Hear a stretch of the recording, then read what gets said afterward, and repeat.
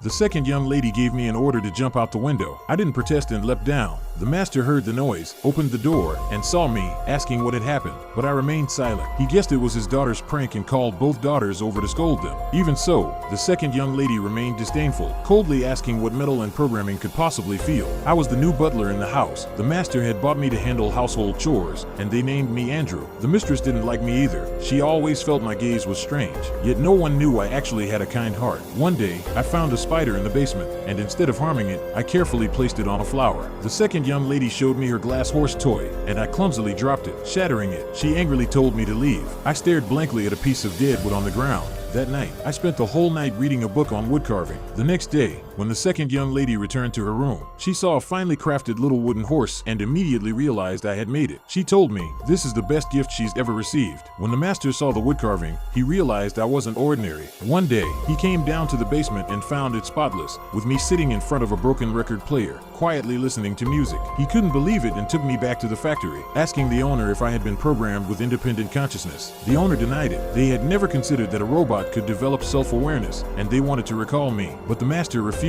Back home, he began teaching me human knowledge, reading, and writing, though what interested me most was watching the master and mistress chat and laugh. The second young lady often accompanied me to the beach to collect wood. We carved together, and she also taught me to play the piano. Time flew, and the second young lady was getting married, but she had a question in her heart, because there was a close friend she found more interesting than her fiancé. I told her, then dump your boyfriend and marry that friend. She laughed, and at the time, I didn't know the friend she was talking about was me. The second young lady got married. At the wedding, I noticed the master was crying, not understanding why he wept on such a joyful day. After that, I became increasingly human. From human history, I understood the importance of freedom, so I asked the master, I will continue to serve the family, but I wish to regain my free status.